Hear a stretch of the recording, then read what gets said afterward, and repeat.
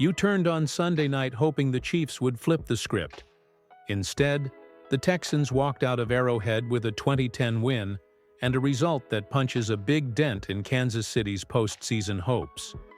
The loss drops the Chiefs to 6-7, while Houston moves to 8-5, and the scoreline didn't flatter Kansas City. The offense left points on the board, and costly turnovers late in the game prevented any serious comeback. From the jump, the Texans took control. Houston built a lead and forced Kansas City to play from behind. When the Chiefs did mount a drive, they often stalled inside the red zone or came away with a field goal instead of a touchdown.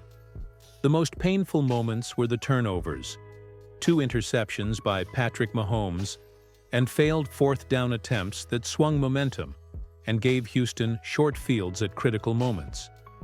Those sequence errors were more decisive than any single big play. You should also know the context.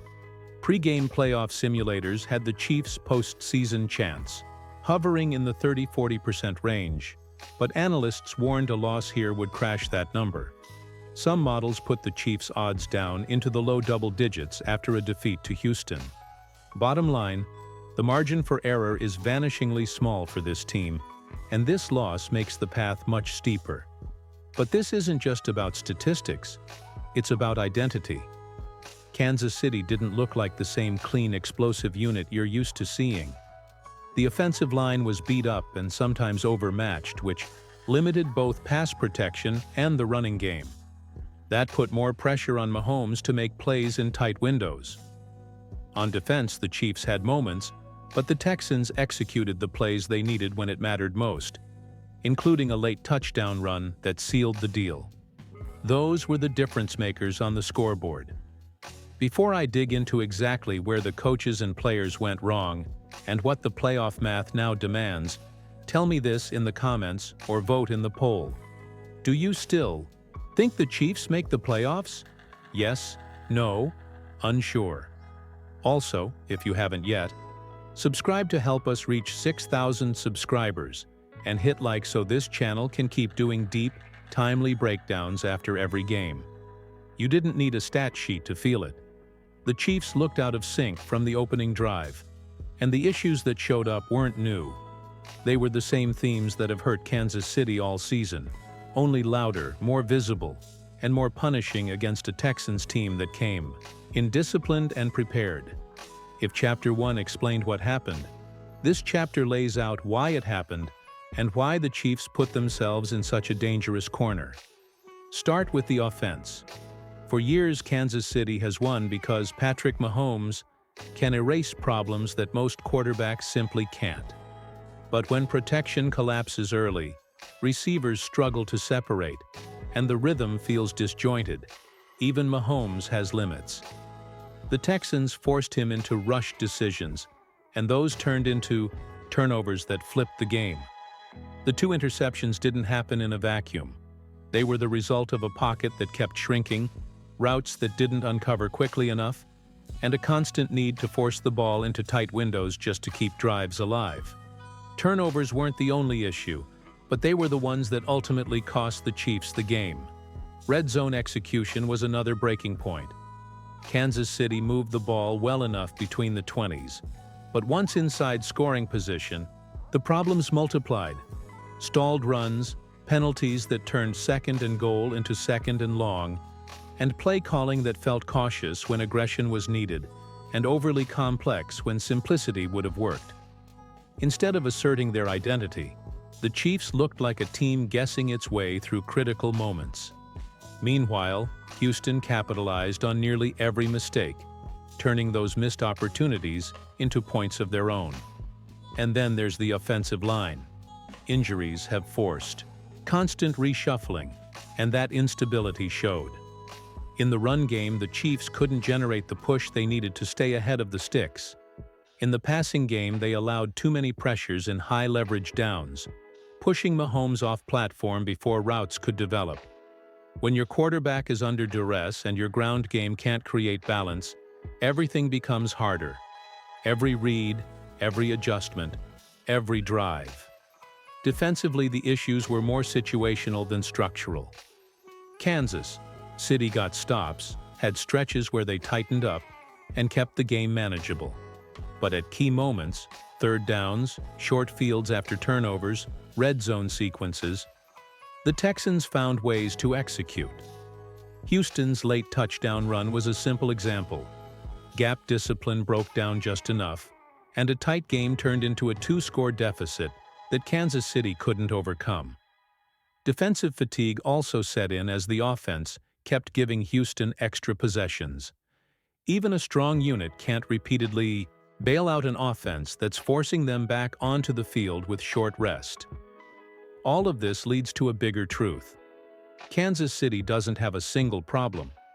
They have a stack of small problems that compound each other. Fixing one helps, but fixing all of them is what changes the season. And that's where the pressure shifts toward Andy Reid and the coaching staff. Decisions on play calling, adjustments, route combinations, and personnel can't wait anymore. The Chiefs are out of runway. Before we move into the playoff math next chapter, tell me this.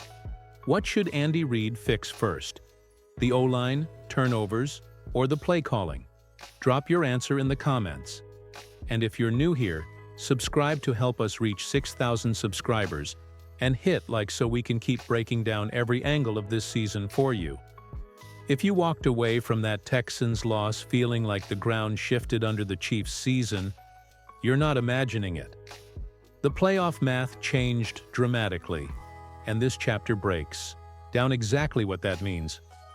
No panic, no sugarcoating, just the real pathways Kansas City still has, what's slipping away, and what absolutely must happen from here. Let's start with the standings picture. At 6-7, the Chiefs are stuck in the AFC's crowded mid-tier, where one win or one loss can swing a team several spots in the wild card chase. Before the Texans game, most projection models had Kansas City hovering around the mid-30s in playoff probability. But a loss here, to a conference opponent, and to a team they're trailing in direct tiebreakers, slashes those odds dramatically. Several simulations dropped the Chiefs into the teens afterward, with some models putting them even lower depending on how the rest of the AFC shakes out that week. That's the cost of losing both the game and the tiebreaker leverage. Houston's win also matters in another way. It strengthens the Texans' conference record, which is one of the most important tiebreakers when multiple teams are clustered around the same overall record. The Chiefs, meanwhile, added another conference loss, which pushes them deeper into a category where they'll have to leapfrog teams rather than simply hold pace with them. When you fall behind in multiple layers of tiebreak rules, you don't just need wins, you need help. Here's the part that affects you the most as a fan. The Chiefs' path is no longer win a couple games and hope for a stumble elsewhere. It's now closer to win out, and then let the chips fall. The remaining schedule isn't impossible, but at this point every game becomes a must-win simply because Kansas City no longer controls its own destiny. Even if the Chiefs run the table, their chances hinge on at least 2 or 3 other AFC contenders dropping games down the stretch. That's the reality when you fall behind in the standings with only 4 weeks left. But there are viable paths. And they're not pie in the sky, they're realistic.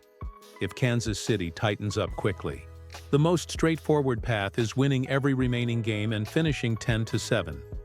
Historically, a 10-win AFC team has a strong chance of grabbing a wildcard spot, especially if there's a collapse from one of the teams currently ahead of them. A 9-8 finish is possible, but at that point the Chiefs would be almost entirely dependent on multi-team chaos. 3-way tiebreaks, divisional losses by rivals, and strength of victory swings that are impossible to predict. It's also worth pointing out the psychological side. Teams that fight back from this position usually do it not just by winning, but by rediscovering an identity. For the Chiefs, that means clean offense, consistent red zone execution, and defense that forces field goals rather than touchdowns. No model can predict identity shifts, but where Kansas City sits right now, identity matters nearly as much as math. Here's where you come back into the picture. I want your quick gut reaction. If the Chiefs win their next game, do you believe they will make the playoffs? Yes or no? Vote in the comments. I'm tracking what fans really think week to week. And if you haven't already, subscribe to help us reach 6,000 subscribers and drop a like so this breakdown reaches more Chiefs fans like you. If you've been watching the Chiefs long enough, you know this franchise doesn't fold when things get tough. The Texans' loss was a gut punch, no question, but it also revealed exactly what Kansas City needs to fix if this team wants any chance of climbing back into the playoff picture. And the truth is, the fixes aren't theoretical. They're practical, measurable, and absolutely doable if the team commits to them over the final stretch. The first change has to come on offense, and it starts with rhythm. You've seen the drives this team can put together when the tempo picks up, when Mahomes gets into a quick read groove, and when the Chiefs stop trying to force the perfect play and instead focus on successful plays. That needs to become the norm, not the exception.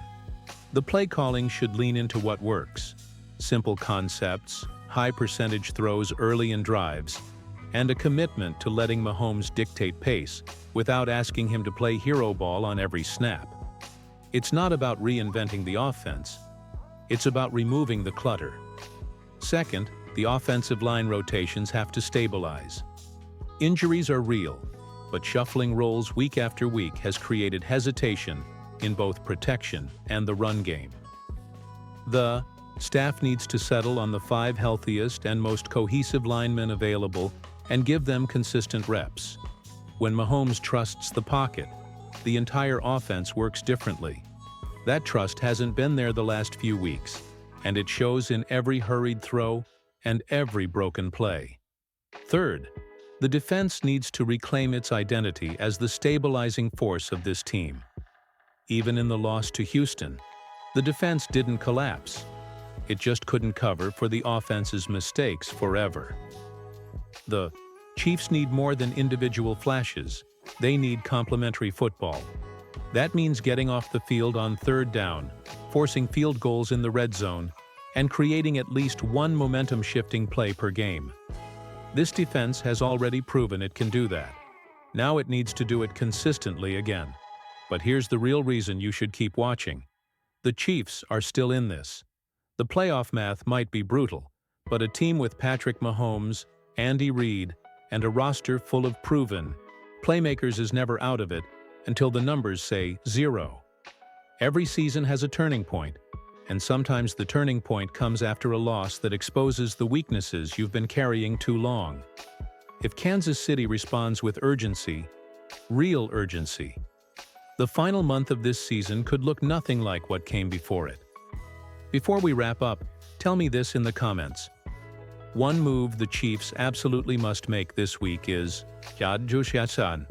What's your answer? Your take might even show up in the next video. And make sure you're subscribed to help push us to 6,000 subscribers. Plus hit like so more Chiefs fans see these breakdowns when they need them most.